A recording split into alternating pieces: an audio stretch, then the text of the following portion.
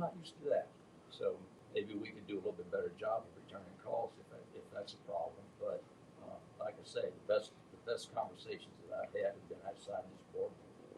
So I don't think there's a person sitting up that would restrict or ignore our constituents. But I can think of a couple of that I would ignore. I hope so. Do they live in your district? Yep. Some of the things that have taken place in here got totally out of hand. Like I say, the people said to me, "You're getting as bad as the downtown." I took that kind of personal, and I thought, I don't want to see that way. But I think as a group, the seven of us, I think we listen to our constituents, whether it be in here or whether it be out on the street or in a town hall meeting, wherever it might be. I think I'd probably take exception to somebody who said you don't pay attention to our constituents. They'd have to prove. You can spoil them. I made a mistake of meeting with one of mine at 9 o'clock one Sunday morning, because that's when it worked for everybody. He's got to expect that. He somehow thinks that I have this open space. He's requested that again. He said, that's when it suits for me and my wife, because our employees aren't here. I'm like, no, I don't think I signed up to meet with you multiple times on Sunday morning, but anyway.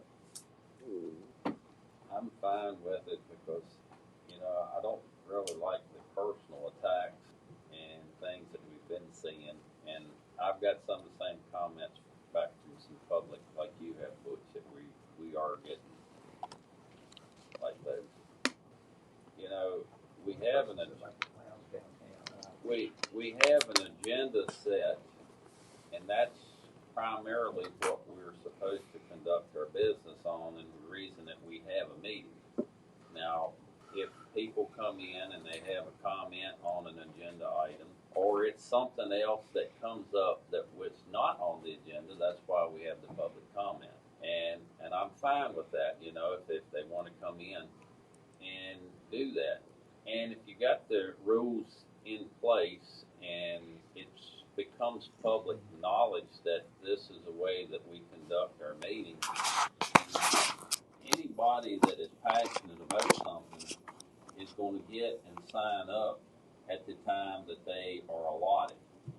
And so I don't see where we're really being restrictive on anybody to address anything that they want to address.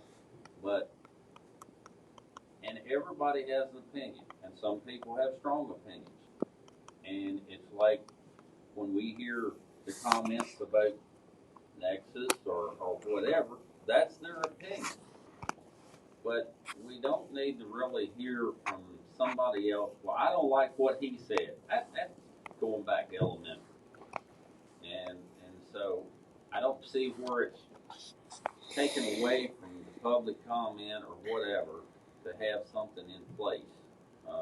I think all bodies of government has a limit to how much time that you can speak. Even FERC, when we were speaking on the pipeline, you know how slow I talk. And I got up there and I said, man, I just got started and my time was done, 3 minutes. And so we had to turn it over, and if it's something like that, in that situation, we need to have all of our comments figured out what we were going to say, and then I get up and say something, and then I hand it over to the next one, and it's like handing the football off. And maybe that's the way that we should have done it if you wanted to continue on with that conversation, but we don't live in a perfect world. Could somebody yield their time, like if Pam's speaking out there?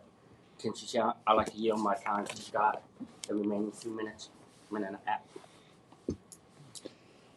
So what about the person who comes in, like one lady here who had so-and-so had this letter, she wanted me to read it, but I have some statements too. Are we going to give her 3 minutes and the letter 3 minutes, or just 5 minutes total? Well, if she's got a letter wrote, then give it to Timmy and let Timmy read it off. Yeah, but she can make her comment. This is public commentary. This is still an issue. I mean, some of you were in the military, and everybody here has taken the oath to the Constitution. This is a First Amendment issue, and we're just in dangerous territory. If we want to limit to 5 minutes, fine. Limiting to 3 is terrible. Limiting to people who sign up by 6 o'clock is terrible. A lot of people don't know that. You're just going to limit it down. You know, you guys have the votes. You're going to vote your way. You're going to vote to squash the First Amendment for a lot of people.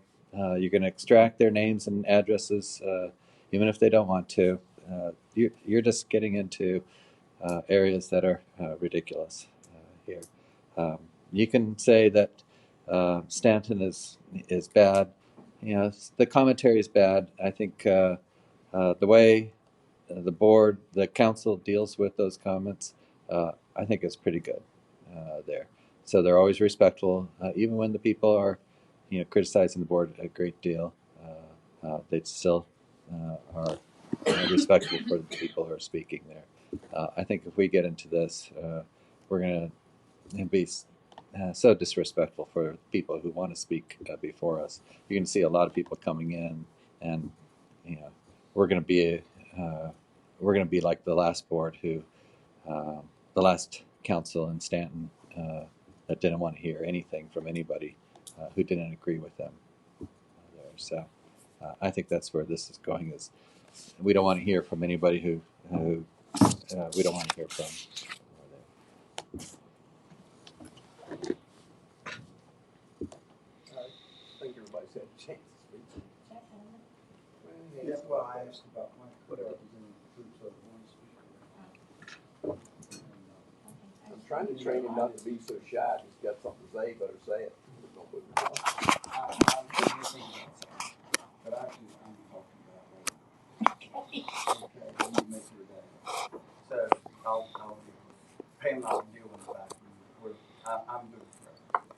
I do think consistency means something, but the reason I asked, I have heard, I have heard the school board give me some of this, and I do think there should be some reasonable amount of consistency between us and our school board, because the residents come to both of us, and I think that's what's nice. I don't know when the school board put theirs in place. I could probably find out. I do know they have something in place. But it's along these same guidelines. It's basically, it's different time limits and different minor differences, but it's along these guidelines. That's fine. Well, what if we lighten up on some of this, like Scott had said? If it's not working, we can change it, right? Sure. It's a board policy. We can do what we Exactly. So instead of starting out being so restrictive, maybe we can take into account what you've said about people wanting to speak and giving them that opportunity.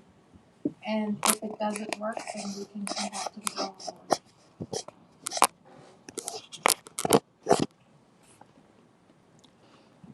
Well, Just we'll look talk for about this on, direction. well, I guess it's gonna be on the agenda Wednesday night, right?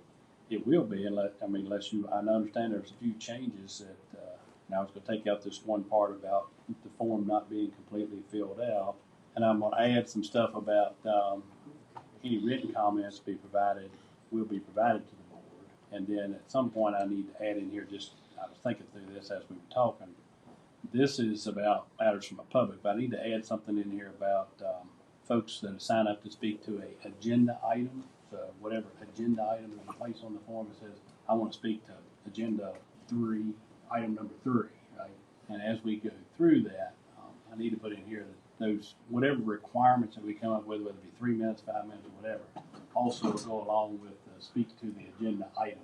So those are things that people talk to that are separate from matters from the public. Mm-hmm. So as we go through it and we see something on the agenda, for example, I don't know, school board bridge loan. Somebody signed up to say, I want to speak to that Wednesday night. After we go through it from a staff level, I will share with the chairman, we have somebody signed up from the public to speak to this item. And we need to have somewhere in here written that those same rules would follow for that particular issue as well. So that's not in here right now. I need to add that. That's something I need to add that in so that it's consistent, the timing and so forth. Whatever we come up with. Because the way it reads right now, if somebody wants to speak to an item, they may see that and go, well, there is no time limit if I speak to the agenda item. Exactly. Right. So I'll just get up and speak under this item.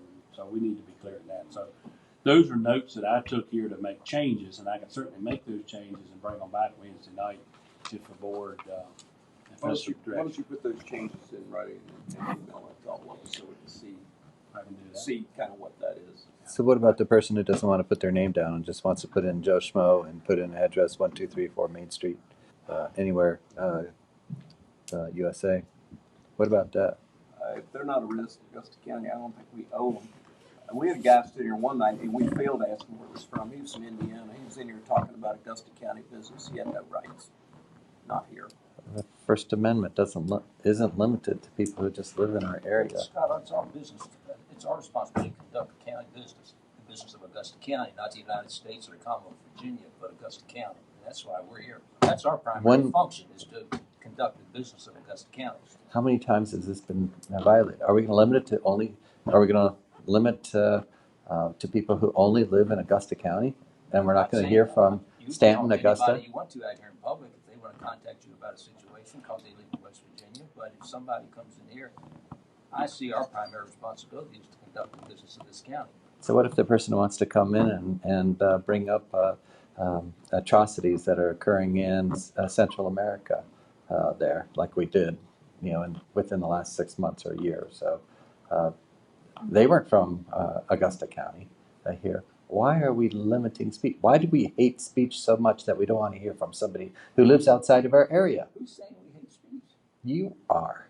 When you want to vote to limit people to speak during a meeting who say, I have something to talk about, and they go, I'm at a meeting right now, and I want to speak because the board needs to hear the other side of the opinion that another person gave. Why do we hate that so much that we're going to say no? It really comes down to I hate their speech.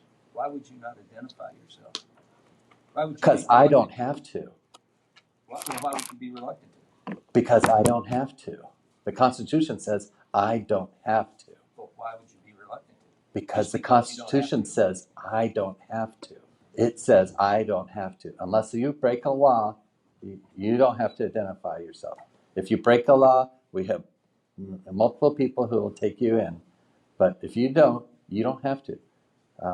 It's in that's the Fourth Amendment. That's a constitutional issue. We don't have to identify ourselves unless we break a law. I understand that. Yes, your profession is very aware of that. But our profession here is the same thing. Identify themselves or hide. Hey, Jim, when you do a FOIA, do you need to identify yourself? You can ask. Do you have to? Resident, you don't have to. I mean, but you need someone in an address. Some way to communicate, which could be just an email. You have to be a Virginia resident in order to get to You don't have to respond unless they're a Virginia resident. You can respond to anybody. But you can ask if they're a Virginia resident. Unless it's anybody can ask, and that doesn't go for papers and publications and the media. That excluding those, you can ask if they're a resident. But anybody can ask, and the county's free to give it to anybody, resident or non-resident. So in transparency, FOIA, which is one of the kings of transparency, you don't have to identify yourself. When people want to address their government, they don't have to identify themselves. There's zero obligation for them to identify themselves unless they break the law. Now, if they come in here saying, I'm going to bomb the place and all this kind of stuff, they suddenly break the law, and we got the sheriff's deputies here, and they are going to be identified. But if they don't, they just want to speak, they have every right to speak. We don't have the right to ask them for their name, phone number, address. We have zero right to do that. We have no right to do that. Absolutely no right. So we can't restrict somebody who wants to speak. It's for our convenience that you guys want to pass this, not for what's right. I'm sorry. Go ahead. Jim, how do these localities, like Charles was pointing out, they don't even have a public record? You don't have to have. Okay. You don't even have to listen to them. You don't have to have a public. You have to have a public hearing when the law requires it. It's legislation has been proposed to require public comments. I'm not aware of any that it passed, at least a couple times a year, but there isn't any requirement that you have a public comment. And it's not like once our meetings are over, we all go into isolation and don't hear. I mean, we're not available to talk to people. We're, like I said, 7/24. Anybody can talk to us about anything they want to. All I got to do is call, email us, whatever. But we could sit here and say we're not going to have a public hearing. So Well, you have to have a public. public hearing, yes, matter from the public. you're not required by law to have a matter sheet like that. When you go down to Richmond and you speak on something down there, do you give your name and address and everything down there when you record the Zoom? If I want them to listen to me even closer, yes, I do. And I did speak this last February before there. I spoke for 10 minutes, 8 minutes to 10 minutes or so. Yeah, Mark Copenchain did scold me for speaking too long, but I asked his assistant how long should it be, and I cut it down from 12 minutes down to 8 minutes, I think, there. So did they want me to have it shorter? Yeah. I don't know there. So, but they're also dealing with 3,000 bills or But you some gave- huge number like that. You gave your name and address or your name and whatnot down there? Yeah, because I wanted to tell the story of my wife and how she was killed and the laws that I want to see passed for it. But that's because I wanted them to know my wife's story. It wouldn't make sense otherwise. But but I probably could have spoken without giving my name or address or anything like that because there's no obligation for people, residents in the U.S. to reveal who they are unless they break a law. And Scott, I don't think it's the intent of this board or the intent of those guidelines to deny anybody of anything. It's the intent is to establish a protocol so we have worthy meetings. But I don't think we need to require that they have their. That doesn't need to be part of our requirements. You need to put your name like that. We suggest you put your name and address to be included. To require that and say you can't speak because you didn't do that, I think is totally wrong. May I have something? And I don't mean nothing biased, but we've been doing this way. Nobody complained that I know of. So why do For we need to years. change it? Why do we need to change? I mean, we've been asking for names for years. So to my knowledge, I don't think we ever had an issue with people putting their name on the form. I don't, unless they just give me a name I didn't know it wasn't their real name. But most everybody fills their name out and we'll put in their address. Now they have come up and said that we don't want to take it public. And so I don't know that we've had any problem with people just filling it out. Nobody I would think would question that they just fill it out, put their name and address on it, and move on. Then I would just say suggest. We don't need to make it mandatory. There's no reason to be mandatory. Anybody can speak here.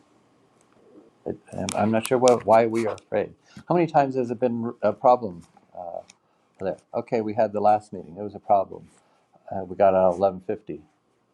I still woke up at 6:40. Got to work. Was that a pain? Not really. Did people get to speak? Yeah. I have no problem staying until 11:50 if they want to stay here and speak. Why are we so afraid of listening to them until 11:50 at night? I mean, what are we in this job for?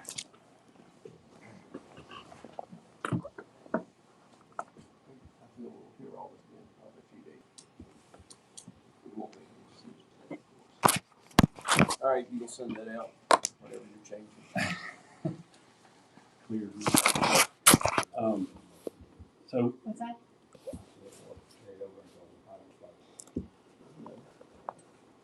I can make the changes in it's a Word document, so I can make the changes in the Word document that'll show, where the changes were made in red, or there's track the change. And I had to, it's not gonna take that long to do. In order to address Dr. Seaton's question about name, we say here each individual requesting to speak must fill out a form online before 6 on the day of the meeting or in person with the clerk before 7. And then after that, it said all requested information must be provided. We could just take that out and say it needs to be signed up by 7 o'clock and leave it at that. So that addresses this question of is somebody required to give a name? The form will have their name on it. I guess they could say, I'm not going to give my name. I'm going to say, okay, who you want to when you come back to speak, as long as it's done by 7 o'clock. So be it. And I can make these other changes we talked about adding about speaking agenda, written comments that we receive online will be provided to the board. I'll get that in there as well. And I change it. Is it the board direction to change it to 5 minutes? or keep it 3? Keep it 3? Fine.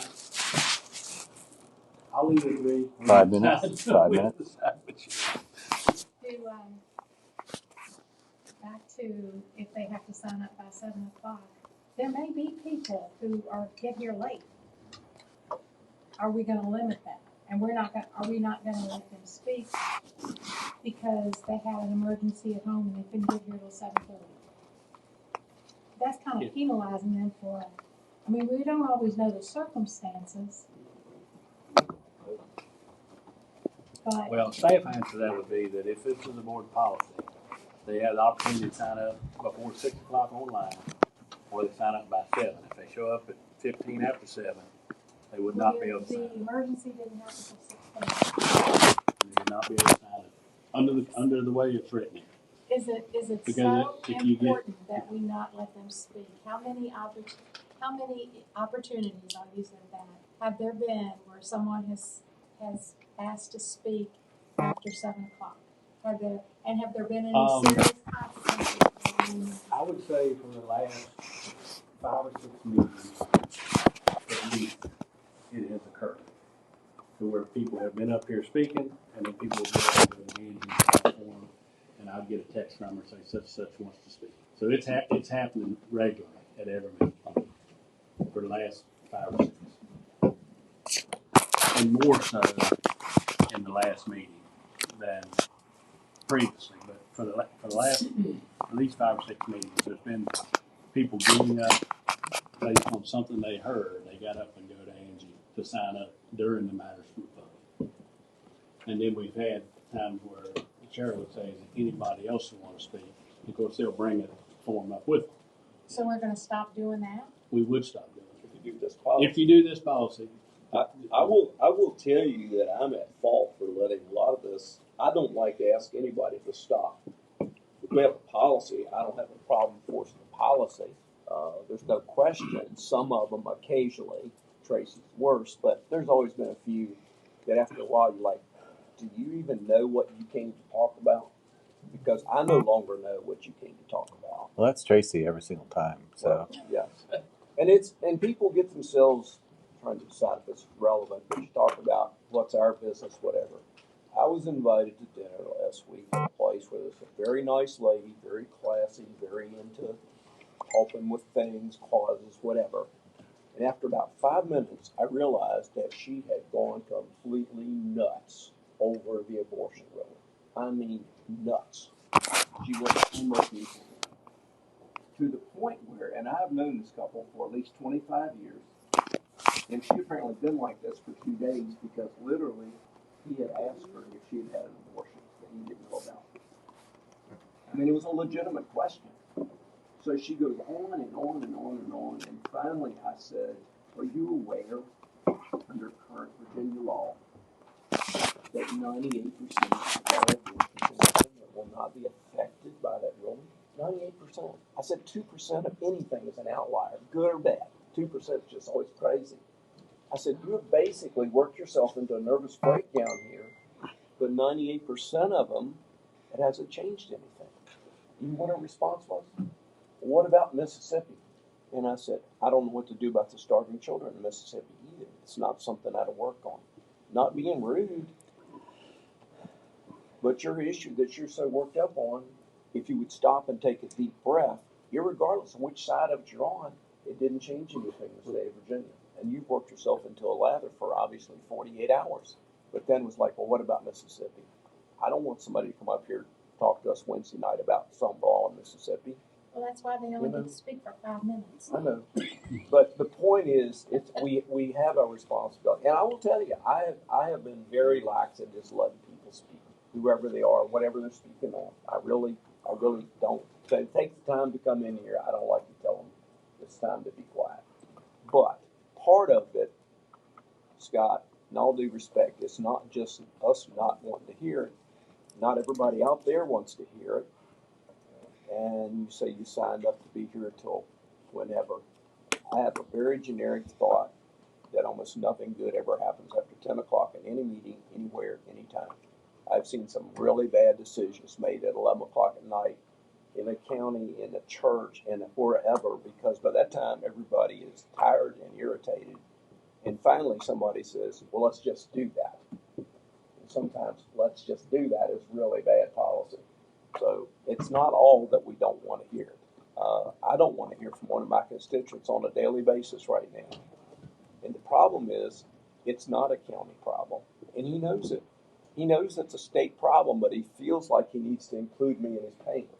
So every day, I get an email, a text, and a phone call, and a visit on Sunday morning if I'll do it, because he's gotten himself into a real situation. So anyway, and you're correct, we do not have to pass this policy on Wednesday night. If we don't have an agreement, it's going to be on the agenda. That doesn't mean we'll know what we'll do with it. I long since making guesses about what this board will do in any given situation. I lost money doing that. Anyway, you send us something, and we'll go from there. If we don't like it, we'll blame it on Jimmy because he had time to watch the meeting from afar. That's right. I'll make changes and send it to you. And then, again, it's a board policy, so the board can do with it whatever you like. So I have a technical question I'm gonna ask Scott, because he's more versed in Robert's rules. We would postpone it, or we would table it? Because doesn't table mean you don't bring you back until a certain thing?